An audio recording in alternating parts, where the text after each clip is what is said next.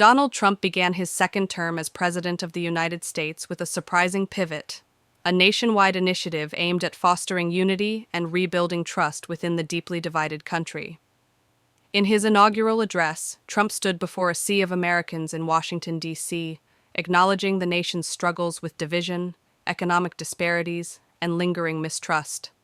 "For too long, we've let our differences define us," he declared. "Today I'm calling on every American to set aside their political affiliations and work together to rebuild our great nation, community by community." The initiative, named United America, sought to address pressing issues: homelessness, disaster recovery, and education reform in neglected areas. Trump's speech was met with mixed reactions. While some praised his shift in tone, others remained skeptical, suspecting a political gambit. Yet the launch of the campaign was swift and deliberate.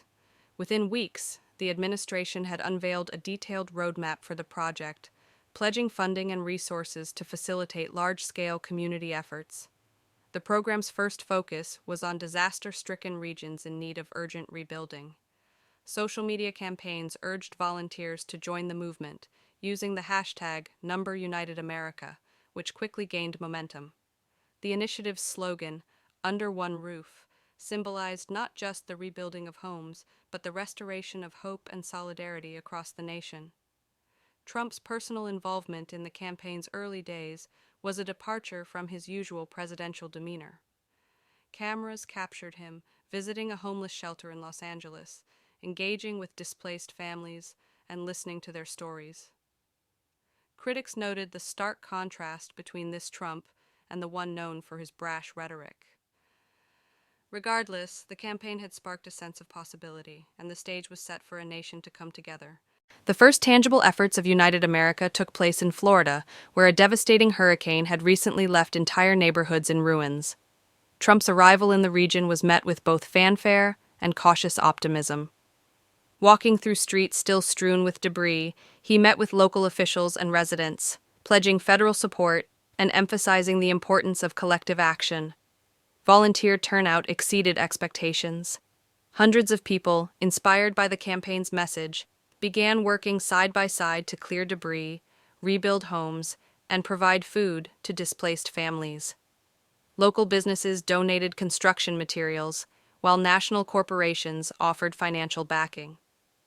One particularly moving moment occurred when Trump visited a makeshift school set up in a church basement. There, he met children who had lost their homes, but continued to attend lessons amidst the chaos. "These kids are the future," he said, "and it's our duty to ensure they have one." The interaction sparked a wave of donations for educational supplies, with teachers and volunteers stepping in to establish a more permanent learning space. Stories like these began to dominate the news cycle, softening the public's skepticism. Social media buzzed with posts of people from different walks of life, Republicans and Democrats, city dwellers and rural residents, working together for a common goal. Trump's administration capitalized on the momentum, launching additional projects in wildfire-stricken California and flood-ravaged Texas. Town halls became a central feature of the initiative, with Trump often attending in person. These gatherings allowed citizens to voice their concerns and propose solutions. In one meeting in Kentucky, a coal miner's wife spoke about the need for job retraining programs, prompting immediate action to pilot vocational training centers in the area. The collaborative spirit was infectious, proving that unity was possible when people focused on shared goals. As the campaign expanded, it became evident that United America was about more than rebuilding structures. It was about mending societal divides. One of the most transformative moments came during a neighborhood revitalization project in Chicago. Trump arrived to support a team of volunteers repainting a community center and planting gardens in a long-neglected park. Among the volunteers was Marcus, a former steelworker turned community organizer. Marcus had been skeptical of the campaign but decided to join after seeing its tangible impact in nearby neighborhoods. "I didn't vote for Trump," he admitted, "but this isn't about politics, it's about making things better for our kids." His sentiment was echoed by others, creating an environment where personal ideologies took a back seat to shared goals. Trump highlighted Marcus's story in a speech later that day. "This is what makes America great," he said. People like Marcus stepping up, setting aside differences, and working toward a brighter future for their communities. Despite the campaign's successes, challenges remained.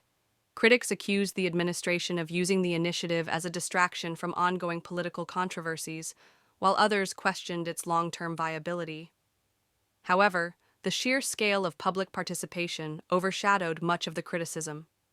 Volunteers across the country organized fundraisers, coordinated cleanups, and established mentorship programs, creating a grassroots movement that grew stronger with each passing day.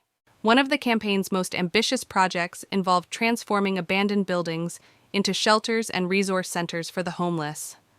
In downtown Detroit, a long-vacant factory was repurposed into a multi-purpose facility, offering housing, job training, and counseling services. Trump visited the site during its grand opening, touring the facilities and speaking with residents who had already begun to benefit from the programs. Among them was Angela, a single mother who had been living out of her car with her 2 children. With tears in her eyes, she shared her story with Trump, expressing gratitude for the second chance the center had provided. "This isn't just a roof over our heads," she said. "It's a fresh start." Her words moved many in attendance, reinforcing the human impact of the initiative. Efforts like these inspired similar projects in other cities, with local governments adopting the United America model. Partnerships with nonprofit organizations and private donors ensured that these programs were not just temporary fixes, but sustainable solutions.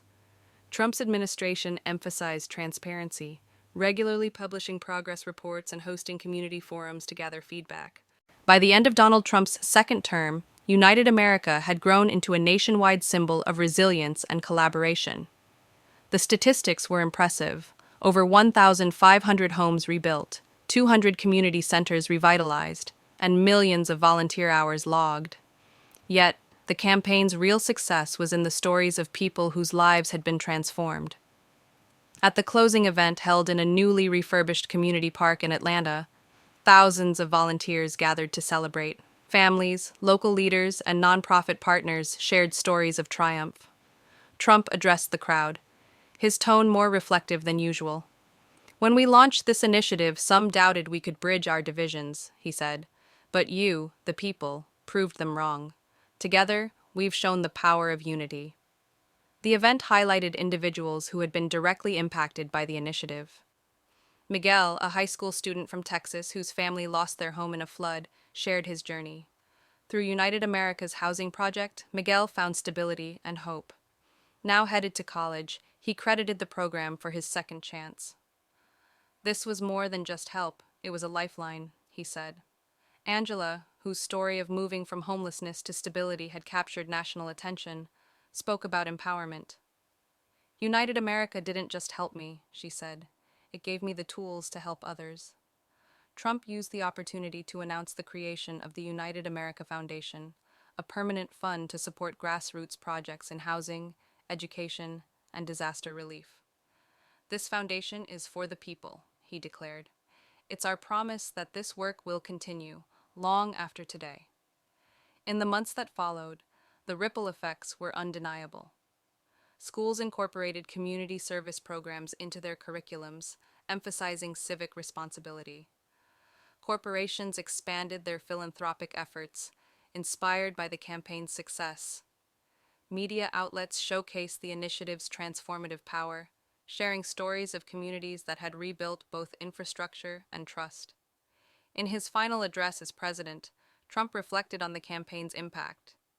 Standing in the Rose Garden, he spoke not as a politician, but as someone who had seen his nation come together. "When we started this journey, I said it wasn't about politics, it was about people," he said. "Today, I am proud to say we rebuilt more than homes. We rebuilt hope and unity." As Trump handed over the presidency, he left behind a movement that transcended his term. Grassroots organizations continued the work, ensuring the bonds formed during United America remained strong. Decades later, historians would remember it not only as a campaign, but as a legacy of a nation united under one roof. Like the video and subscribe for more. Thanks for watching.